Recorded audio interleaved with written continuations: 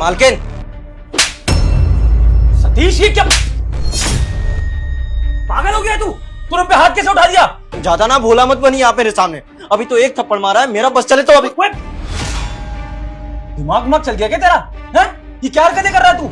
एकदम से चढ़ा जा रहा है, हम पर मार क्यों रहा है हमें? इसको हुआ क्या है? मैं बताती हूँ इसको क्या हो गया है। ये ना सर पे चढ़ गया है, तुमने ना इसे सर पे चढ़ाया हुआ है। नौकरों को ना नौकरों की औकात में रखना चाहिए, ये अपनी औकात भूल गया है। तुम ही ना इससे इतने प्यार से बात करते हो भाई की तरह कि जब भी कोई प्रॉब्लम हो मुझे बता देना, पैसे चाहिए हो मुझे बता देना, इसलिए सर पे चढ़ गया, औकात भूल गया अपनी। सताक्षी, तुम इससे इस तरह से रिवर्स में बदतमीजी मत करो। अगर उसने बदतमीजी करी है तो कोई वजह होगी इसके पीछे, वरना आज तक सतीश ने इस तरह से हमारे साथ बिहेव नहीं किया। तो एक बार मुझे बात करने दो। सतीश, तू वो नौकर है जिसने आज तक अपने मालिकों से कभी ऊंची आवाज में बात तक नहीं करी है। तो अगर आज तूने हम दोनों पर हाथ उठाया तो उसके पीछे कोई बहुत बड़ी वजह होगी और मैं वो वजह जानना चाहता हूँ। बता क्या बात हुई है? हाँ तो अब तक ना आप दोनों ने ऐसी घटिया हरकत नहीं करी थी। अपना ना मुंह बंद रख वरना ये मुंह तोड़ दूंगी तेरा। क्या बोल रहा है? हमने हरकत करी है? हम कुछ भी करें हम मालिक हैं इस घर के। तू नौकर है, अपनी औकात मत भूल। नौकर है, नौकर बन के रह। सताक्षी, मैं तुम्हें अभी समझा रहा हूँ कि उससे बदतमीजी मत करो। वो गुस्से में है तो हमें तो समझना चाहिए ना कि क्या बात है। मुझे पूछने दो उससे, कोई तो वजह होगी ना जो उसने हाथ उठाया है। यार विवोर, एक तो मैं तुमसे भी परेशान हूँ, नौकरों से इतने प्यार से पूछ रहे हो वजह, इसने हम दोनों पे हाथ उठाया। तुम्हें तो इसे जड़ के थप्पड़ रखना चाहिए। अरे शांत हो जाओ सताक्षी, मुझे बात करने दो। वो बताएगा क्या वजह है। वो ऐसे ही हम पे हाथ नहीं उठा सकता है। सही बात है, वैसे भी तुम मेरी कभी सुनते हो? पूछो इसी से प्यार से कि इसने ये फूल जैसे हाथ हम पे क्यों उठा दिए हैं।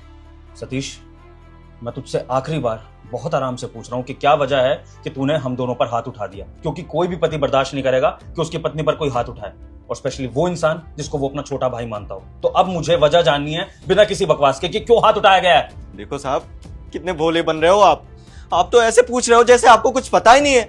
चलो ठीक है, अगर आपको नहीं पता है तो मैं बता देता हूँ। कुछ दिन पहले इनसे पैसे मांगने आया था मैं। मेम साहब हमारी मदद कर दीजिए, बड़ी मेहरबानी होगी आपकी। कैसी मदद? मेम साहब, हमको ना 20,000 रुपए की जरूरत है, दे दीजिए। हमारी मम्मी की तबीयत खराब है, हॉस्पिटल में है। 20,000 रुपए? हाँ, और तेरी माँ की तबीयत खराब है। तेरे रोज रोज नए नए बहाने आते रहते हैं ना। जब देखो जब पैसे मांगने आ जाता है, तुझे क्या लगता है पैसे पेड़ पे उगते हैं? नहीं मैम साहब, हमको झूठ नहीं बोल रहे, हम सच कह रहे हैं। हमारी मम्मी की तबीयत खराब है और इलाज में पैसों की जरूरत है। 20,000 रुपए कम पड़ रहे हैं, आप हमको दे दीजिए, हम पाई आपका चुका देंगे। अरे रहने दे यार, आजकल ना तेरे बहाने बढ़ते ही जा रहे हैं पैसे लेने के। कभी माँ की तबीयत खराब है, कभी बीवी की तबीयत खराब है, कभी भाई की तबीयत खराब है, कभी कुछ। कोई नया बहाना नहीं मिला तुझे? कितनी बेरहम है आप। हम कह रहे हैं हमारी माँ की तबीयत खराब है और इलाज के बिना उनकी जान नहीं बचेगी, और आप हमको ये सब सुना रही हैं। ठीक है, तो गलती तो आप लोग भी करते हैं ना, जो लेट से हमारा सैलरी देते हैं। क्या वो गलती नहीं है? हम तो कभी नहीं बोले। बस ये जो रोना धोना है ना मेरे सामने मत कर। और मैं कैसे मान लूं कि तेरी माँ की तबीयत खराब है? क्या पता तू झूठ बोल रहा हो। और वैसे भी अच्छे से जानती हूँ तुम जैसे गरीबों को। तुम जैसे गरीब ना पैसे लेने के लिए कुछ भी कर सकते हो, अपने माँ को भी मार सकते हो। अच्छा, तो हम कह रहे हैं हमारी माँ की तबीयत खराब है, आपको हमारी बातों पर भरोसा नहीं हो रहा है, आपको सबूत चाहिए। क्या ला के दें आपको सबूत? अबे जा अपना काम कर, मेरे पास कोई फालतू के पैसे नहीं है। पेड़ में नहीं उग रहे पैसे कि पेड़ झाड़ दो और पैसे गिर गए। चल अपना काम कर, और काम नहीं करना है तो जॉब छोड़ सकता है। अबे जा।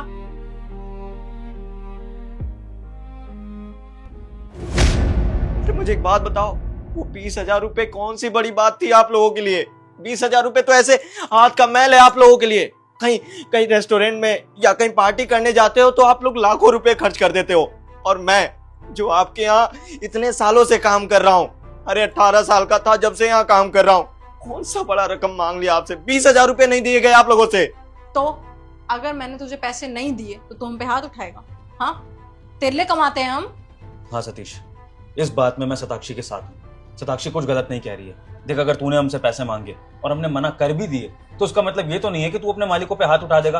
तुझे तेरी सैलरी तो देते हैं ना, तेरी सैलरी ना दियो तो तू गुस्सा कर, पर अगर तूने एक्स्ट्रा पैसे मांग लिए और हमारा मन नहीं था देने का, हमने नहीं दिए तो बात खत्म हो गई। तुझे बुरा लग रहा तो तू आके मुझसे शेयर कर ले। और चल, अगर तेरी मालकिन ने तुझे पैसे नहीं दिए तो भाई मुझसे आके अलग से बात कर लेता, मैं पैसे दे देता। लेकिन ये हाथ उठाना और इस बात पे गुस्सा करना, ये मुझे कोई वर्थ नहीं लग रहा है। वही तो बात है साहब, ये पैसा आप लोगों के लिए मायने नहीं रखता है, लेकिन मेरे लिए मायने रखता था। 20,000 रुपए की वजह से मैं आज अपनी माँ को खो दिया हूँ। मेरी माँ इस दुनिया में नहीं है क्योंकि मैं उसका इलाज नहीं करवा पाया, 20,000 रुपए इकट्ठा नहीं कर पाया। अरे मुझे एक बात बताओ, इतने सालों से काम कर रहा हूँ, इतना तो भरोसा होगा आप लोगों को मुझ पे।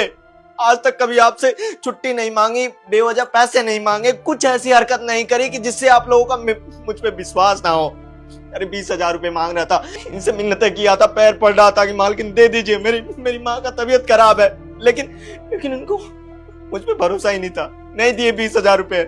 अब बताओ क्या करूं, कहां से लाऊं अपनी माँ को?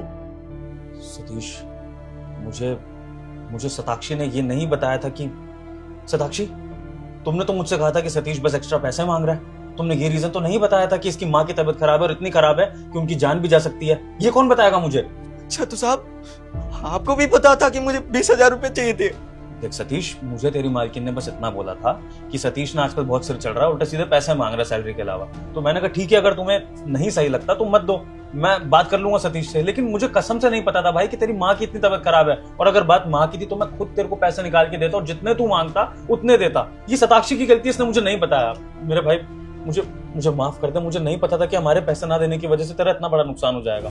नहीं साहब, ये मेरे सामने ना ड्रामा मत करो। ये हाथ जोड़ के माफी मांगने की कोई जरूरत नहीं है। माफी मांगना चाहते हो कि मैं आपको माफ कर दूं ना?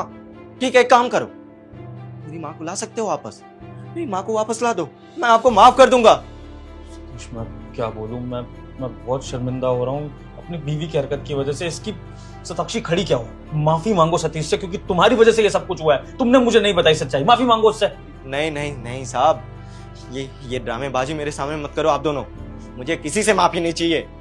मैं जा रहा हूँ यहाँ से, लेकिन जाते जाते आप दोनों ने जो गलती की है ना, उसकी सजा दे के जाऊंगा। और सजा ये है कि आप दोनों को मैं बद्दुआ दे रहा हूँ। जीवन में एक ऐसा पल आएगा ना जिस वक्त आप लाचार और बेबस महसूस करेंगे, लेकिन उस वक्त कोई मदद करने वाला नहीं होगा आपको। चलता हूँ, लेकिन हाँ, जाने से पहले आप दोनों से एक विनती करके जाना चाहता हूँ कि मेरी जगह कोई और आए ना यहाँ पे, तो उसके साथ आप दोनों ऐसे सलूक मत करना जैसे मेरे साथ किया है। चलता हूं मैं।